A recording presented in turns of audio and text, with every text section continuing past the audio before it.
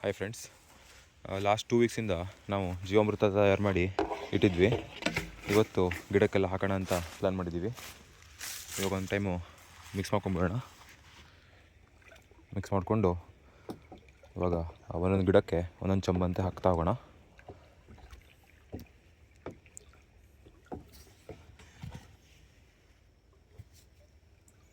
ಚೆನ್ನಾಗಿ ಒಂದು time mix ಮಾಡಿಕೊಂಡು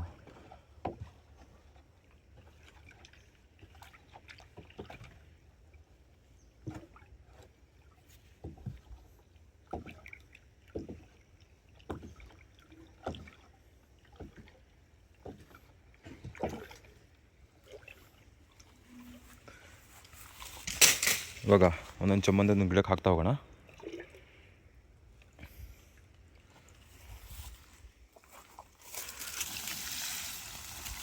ಇಷ್ಟು ಹಾಕಿದರೆ ಸಾಕು. ಇವಾಗ ನೆಕ್ಸ್ಟ್ ಟೈಮ್ ಪ್ರಿಪೇರ್ ಮಾಡಿದಾಗ ಮತ್ತೊಂದು ಸೈಡಿಂದ ಹಾಕಿದರೆ ಆಯಿತು.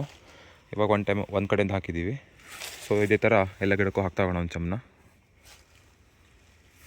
ಇವಾಗ ನೋಡ್ಬೋದು, ಪ್ರತಿಯೊಂದು ಗಿಡಕ್ಕೆ ಒಂದೊಂದು ಚಮ್ಮನ ಹಾಕ್ತಿದ್ದೀವಿ.